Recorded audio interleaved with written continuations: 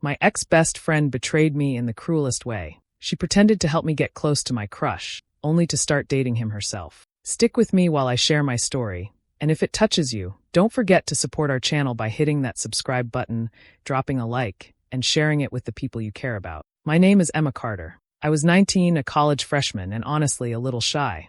I wasn't the kind of girl who walked into a room and made everyone notice.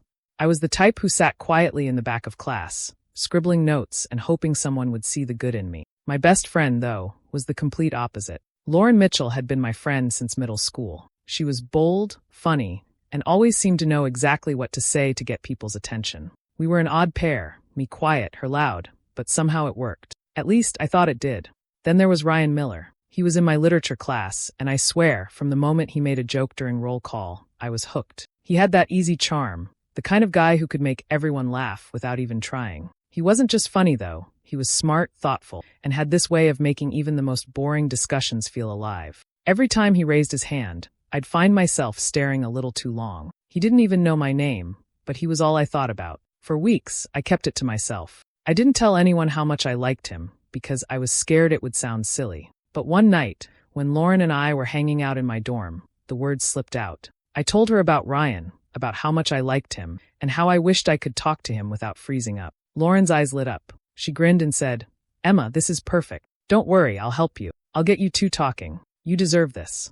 I felt like a weight lifted off my chest. Finally, someone knew my secret, and not just anyone, my best friend, the person I trusted most in the world. Lauren had always been the confident one, the girl who could strike up a conversation with anyone. If anyone could help me get Ryan's attention, it was her. And the way she said it, so certain and reassuring, made me believe she was on my side completely. The next few days, she started sitting closer to Ryan in class. She told me it was just to pave the way for me, to get him comfortable, so when I finally talked to him, it wouldn't be awkward. She even said she'd bring me into conversations with him soon. At first, it made sense.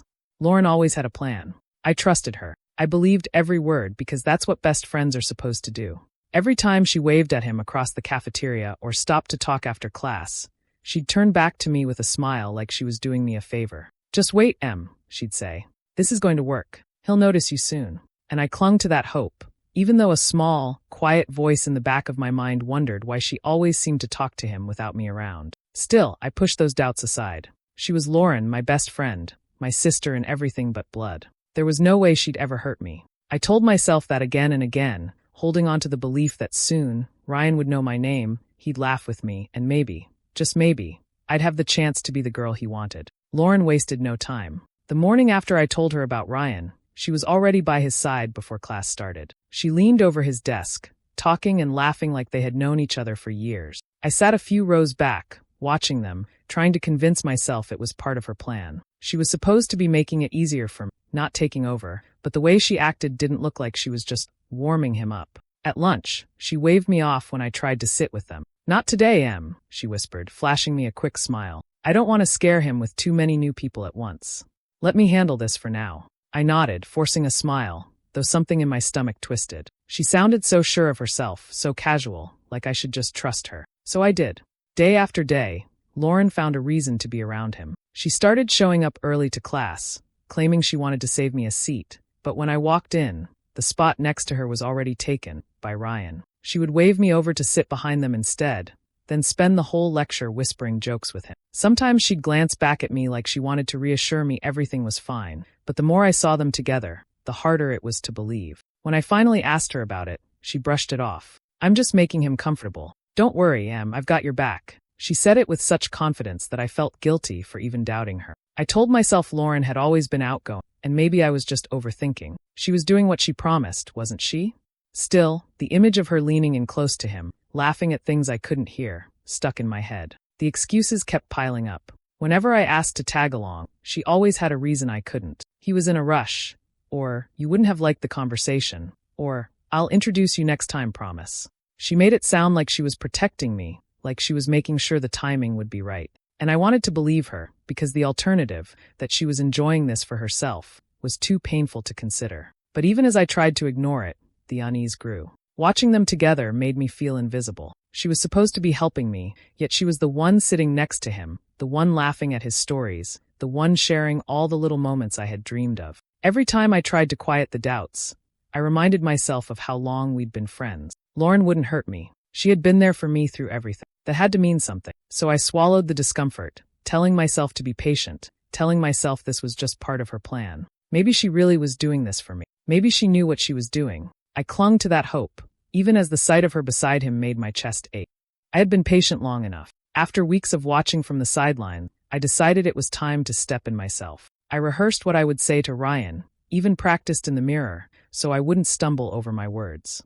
When class ended one afternoon, I took a deep breath, walked up to him, and managed a nervous smile. "Hey Ryan, do you maybe want to grab coffee sometime?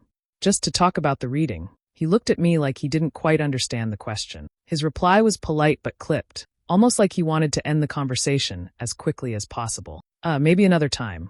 I've got plans." He didn't even suggest a rain check. Then he hurried off, leaving me standing there with my face burning. The rejection stung, but what hurt more was how out of character he seemed. Ryan had always been friendly to everyone, but with me, he suddenly couldn't get away fast enough. Confused and embarrassed, I wandered toward the campus cafe, hoping a quiet corner would give me space to clear my head. That's when I saw them. Through the wide glass window, I spotted Lauren and Ryan sitting together at a small table near the back. She was leaning forward, twirling her hair around her finger, her voice low and playful. He laughed at something she said, his shoulders relaxed, his eyes locked on hers in a way that left no doubt what was happening between them. I froze outside the door, unable to move. My pulse hammered as I strained to hear their voices over the hum of the cafe. Lauren's words floated to me, light and teasing. "I'm really glad I told you. I was scared you wouldn't feel the same way." Then came the sentence that knocked the air out of my lungs. Ryan smiled at her and said, "I'm glad you told me about your feelings. I like you too, Lauren." The world around me blurred. My hands went cold, and it felt like the floor dropped out from under me. She hadn't just been spending time with him. She had claimed the one person I'd trusted her to help me reach. Every conversation, every laugh, every excuse, it hadn't been for me. It had been for her. In that instant, the truth cut sharper than anything else. Lauren had betrayed me in the most deliberate way. She'd stood in my dorm room, looked me in the eye, and promised she was helping me. Yet here she was, confessing her own feelings, securing for herself what she knew I wanted most. And Ryan, he was in the dark. He had no idea I'd ever liked him. She hadn't told him, not once. Instead, she had erased me from the story completely, twisting the truth until it suited her. I backed away from the window, my chest tight, fighting the urge to burst into tears right there on the sidewalk. The sting of rejection earlier suddenly made sense. He hadn't been cold because of me, but because of her. She had already claimed him. That moment marked the collapse of everything I believed about my friendship with Lauren. The trust, the loyalty, the years of shared secrets. It all crumbled in seconds. She hadn't just stolen my crush. She had stolen my trust, and she had done it with a smile. I couldn't keep it inside. The weight of what I had seen pressed on me until I felt like I was going to burst. That night, I asked Lauren to meet me alone in my dorm. She showed up smiling, her tone light, like nothing was wrong. The sight of her so carefree nearly made me sick. I closed the door and faced her. My voice shook as I said, "I know about you and Ryan." For a second, her expression flickered, but she quickly put on her usual grin. "What do you mean?" she asked, tilting her head like she was confused. "I saw you two at the cafe," I whispered. "I heard what you said. You told him how you feel, and he said it back." Her smile faltered, but she didn't look guilty. She looked annoyed, like I had caught her in something inconvenient. Then she sighed dramatically, throwing her hands up. "Oh my God, Emma. It just happened. I didn't plan it. You can't control who people fall for." The words hit me like a punch. She was acting like she was the victim, like I was the unreasonable one. My chest ached as I tried to process it. "But you told me you were helping me," I managed, my voice breaking. She shrugged. "I thought I was. But then, I don't know, Ryan and I just clicked. You can't be mad at me for that. It's not my fault." Her calmness, her casual tone, twisted the knife deeper. She didn't look sorry. She didn't even acknowledge what this meant for me. She made it sound like my pain was an overreaction, like I was being dramatic for caring. I stared at her, fighting back tears. "You could have told me. Instead, you pretended. You made me believe you were on my side." Lauren rolled her eyes. "Em, you're making this a bigger deal than it is. You and Ryan barely talked. He was never going to like you like that. Honestly, I saved you from embarrassment." That was the breaking point. It wasn't just that she had taken him. It was that she had erased my feelings completely, made them sound childish, worthless. She had betrayed me, then acted like she was doing me a favor. What cut the deepest was knowing Ryan had no idea. He didn't know the truth, that I had cared about him, that I had trusted her with everything. She hadn't told him. She had rewritten the story so that it looked like she was the only one who mattered. Standing there across from her, I realized I wasn't just heartbroken. I was alone. The person I thought would protect me had turned me into a fool. And she stood there, bold as ever, pretending innocence while holding the very thing she'd stolen. Not long after that awful conversation, the news spread around campus. Lauren and Ryan were a couple. They didn't hide it. I saw them walking side by side, their hands brushing until finally they were laced together. They sat together in lectures, whispered during study sessions, and left the room laughing like they were the only two people who mattered. Each time I caught a glimpse, something inside me tightened, but I forced myself not to show it. It wasn't only about Ryan anymore. Losing him was painful, yes, but watching Lauren slip away was worse. She had been my anchor, the one person I counted on to sit with at lunch, to walk home with after class, to trade late-night secrets with. Now, those moments belonged to someone else. She stopped calling me as much, stopped asking me to hang out.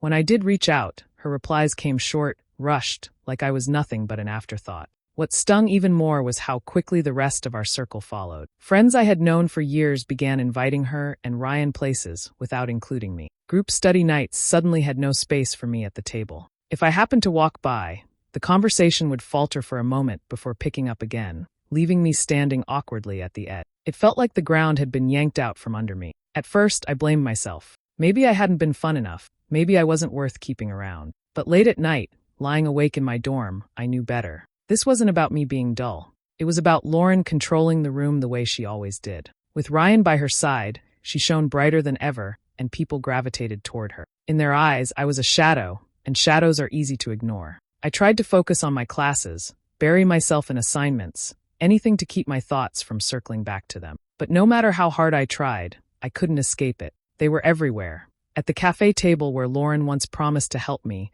at the library desk we used to share, in the hallways where Ryan had once smiled in passing. Everywhere I turned, there they were, entwined, laughing, alive with the kind of connection I had once hoped for myself. The loneliness dug deeper each day. I stopped joining group activities altogether because the silence I faced when I did hurt more than staying away. People I once trusted with my stories now looked through me like I was invisible. For the first time in years, I realized I truly had no one to lean on. But underneath the pain, something else began to stir. It wasn't loud or obvious. It was quiet, sharp, and steady. I couldn't let her win like this. She had already taken too much from me, and if I allowed it, she'd strip me of the last thing I had, my dignity. So I started paying attention. I kept my head down, didn't complain, didn't let her see me break. On the outside, I looked like I was moving on. But inside, I was making a promise to myself. I wouldn't stay in the shadows forever. I would find a way to stand tall again. And when the time came, she would see that taking him hadn't broken me. It had only lit a fire she never expected. I stopped chasing what I knew was gone. Instead of trying to win Lauren back or force myself into their orbit, I began stepping back, blending into the background where I could watch without being noticed. It was easier that way. No more awkward silences when I walked into a room. No more pretending to laugh along when everything inside me hurt. Keeping my distance gave me something I hadn't had in weeks. Clarity. From that quiet place, I began to really see her. Lauren had always carried herself with confidence, but now it was different. She spoke louder, walked with a kind of pride that bordered on arrogance. She bragged about little things, how Ryan had skipped a meeting just to see her, how professors seemed to like her better, how other girls looked jealous when she walked past. It wasn't enough for her to be happy. She needed everyone else to know she was winning. At first, Ryan seemed charmed by it, nodding along, smiling when she exaggerated stories. But I noticed the tiny shifts, the flicker of unease when she interrupted him, the way his smile faltered when she cut him down in front of others. She had a habit of teasing him in ways that didn't sound playful, not to me at least. "You're so clueless sometimes," she'd say with a laugh, patting his arm as though softening the sting. The crowd would chuckle, but I caught the way his eyes dropped, how his shoulders stiffened. The more I watched, the clearer it became. The mask she wore for him was starting to slip. The sweet, supportive image she had sold him was cracking, replaced by the same sharp edges I had known for years but ignored. She was the girl who needed the spotlight, who couldn't stand being second, not even to the person she claimed to care about. I never called her out. I never warned him. Instead, I listened, I watched, and I stored every detail. Every time she bragged about herself or downplayed him, I tucked it away. I realized I didn't need to fight her directly. She was already planting the seeds of her own downfall, and all I had to do was wait for them to grow. For the first time since everything had unraveled, I felt a flicker of control. I didn't have to scream or cry or beg her to see what she'd done to me. The world would see it on its own. Ryan would see it. She couldn't hide her nature forever, not when it demanded to be on display. It wasn't about wanting him anymore, not really. That crush had been crushed along with my trust. What I wanted now was something deeper, something sharper, to reclaim the dignity she tried to strip away. She thought she had won, parading around with her new relationship like a trophy, but trophies lose their shine when people realize they're made of cheap metal. So I chose patience. I let her arrogance run wild, knowing it would betray her sooner than I ever could. And as I watched her play her game, I promised myself that when the moment came, I wouldn't look away. I'd be right there, steady and silent, when the mask finally shattered. It was during one of those long afternoons in the library when I first crossed paths with Chloe Daniels. She had been in a few of my classes before, but we'd never spoken beyond polite nods. That day, though, she slid into the chair across from me with a stack of books and offered a small smile. There was something about the way her eyes lingered on me, as if she knew more than she let on. After a while, she leaned closer and said softly, "I've noticed you and Lauren don't hang out anymore." The words caught me off guard, but her tone wasn't nosy. It was knowing, like she understood without me needing to explain. I hesitated, but she went on. "Don't worry. I get it. I used to be close with her too." She gave a humorless laugh. It didn't end well. That cracked something open. For the first time, I wasn't alone in this. Chloe told me her own history with Lauren, how they had been inseparable during high school, until Chloe realized Lauren always twisted situations to her own advantage. She described moments where secrets were used as leverage, where Lauren played two friends against each other just to watch the fallout. Listening to her, I felt the pieces click into place. My story wasn't new. I was just the latest chapter in a pattern Lauren had been writing for years. Over the next few weeks, Chloe and I grew closer. We studied together, walked across campus side by side, and slowly I began to trust her. She didn't push me to spill everything at once, but when I finally did, she nodded with a grim smile. That sounds exactly like her. Chloe had seen the same behavior, charm in public, cruelty in private. But now, with Ryan involved, the stakes were higher. Lauren had someone who adored her, someone who didn't yet see the cracks. That's where Chloe and I found our common ground. We didn't have to spread rumors or invent anything. All we needed was patience and a few nudges in the right direction. It started small. During group conversations, Chloe would casually bring up moments where Lauren had been less than kind in the past. Not accusations, just anecdotes slipped in naturally. "Remember when she convinced Sarah to skip the presentation and then took all the credit?" she'd say with a laugh. People chuckled, but I noticed Ryan's smile falter just slightly, like he was processing the story differently than everyone else. Other times, when Lauren made one of her subtle jabs at him, I didn't rush to change the subject or smooth things over like I might have before. Instead, I let the silence linger, let him sit with the sting until he noticed it for himself. Chloe did the same. We weren't creating drama. We were simply refusing to protect Lauren from the truth of her own actions. And slowly, I could see it working. Ryan's eyes began to sharpen during her exaggerations. He started asking gentle questions when her stories didn't line up. He laughed less at the jokes that cut too close. I never fed him lies, never pushed him in my direction. That wasn't what I wanted. All I did was step out of Lauren's shadow and let her reveal herself for who she was. It was almost too easy, because when someone builds their life on manipulation, all it takes is a mirror for the mask to crack. It didn't take long for the shine on their relationship to dull. The first time I noticed it was at a party off campus. Music pounded, people crowded the living room, and Lauren, with a drink in her hand, was already in the center of attention. Ryan stood nearby, watching her with an affectionate smile, until she leaned a little too close to another guy. Her laugh was higher, louder, and her hand brushed his arm as if Ryan wasn't even there. At first, Ryan laughed it off, but I saw the shift in his face when the guy whispered something back. He looked away, trying to hide it, but the seed of doubt had been planted. Lauren didn't care. She thrived on the attention, and Ryan was just another audience member in her spotlight. That same week, I overheard her talking with a group of girls in the cafeteria. She rolled her eyes and said, "Ryan's sweet, but he's clueless sometimes. Honestly, I don't know how he'd survive without me." The others laughed, but one of them caught my glance and looked uncomfortable. Lauren didn't notice. She was too busy basking in her own words. Ryan, of course, didn't hear it. But patterns like that never stay hidden for long. What cut deepest for me, though, was when she tried to make herself look smarter at my expense. We had a project due, one I had poured myself into. During the presentation, Lauren smoothly claimed credit for the main idea, smiling like it had been hers all along. She didn't even glance my way. Ryan was in the back of the classroom, and for the first time, I caught his eyes narrowing. He wasn't as oblivious as she believed. Later, Chloe made a casual remark when Ryan was around. "Funny, Emma's been talking about that project idea for weeks. Guess great minds think alike, huh?" She said it lightly, but the message was clear. Ryan's gaze shifted toward me then, thoughtful, like he was piecing things together. I didn't say a word. I didn't need to. Little by little, the cracks widened. He started noticing when her jokes were sharper than they should be, when her flirting crossed lines, when her stories didn't quite add up. I could see it in his expressions, confusion at first, then frustration. He didn't call her out immediately, but the unease was there, growing stronger each day. Through it all, I stayed quiet, steady. I didn't hover, didn't push myself into their drama. If I was in the room, I kept my focus on my own work, on my own conversations. When Ryan glanced my way, he saw someone calm, genuine, present. Everything Lauren wasn't. It wasn't about winning him over. It was about letting truth do its work. I didn't need to expose her. She was exposing herself, piece by piece. And every time Ryan noticed, every time he hesitated before taking her hand or frowned at something she said, I knew her perfect image was slipping further out of reach.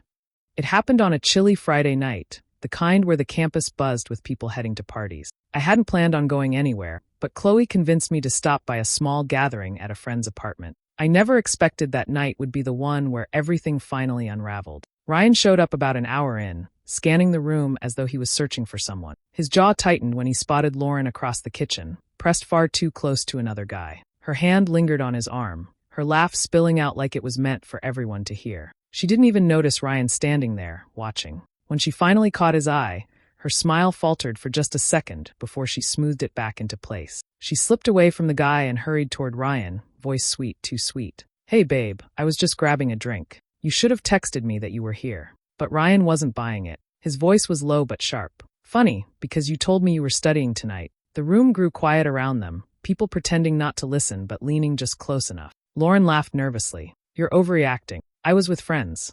"That's all. Friends."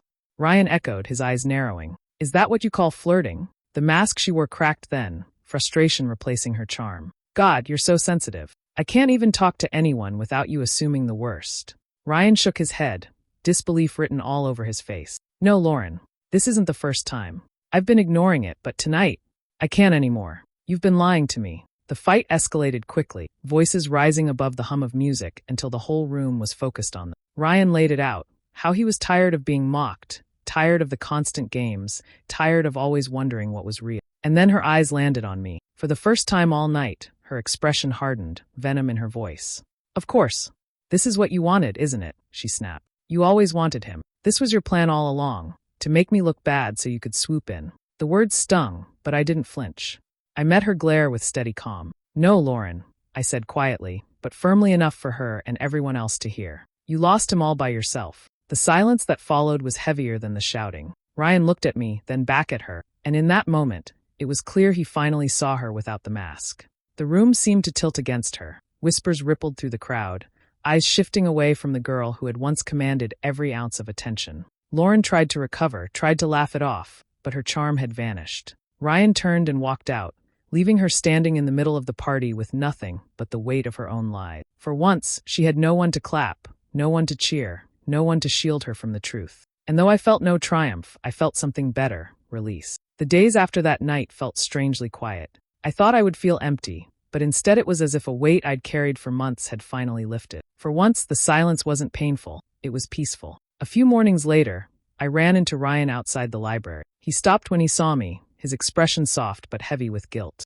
"Emma," he said, almost tentative, "I owe you an apology for not seeing things sooner, for how I treated you without realizing." His words caught me off guard. I hadn't expected him to acknowledge it at all, let alone take responsibility. I shook my head. "You don't owe me anything. You didn't know."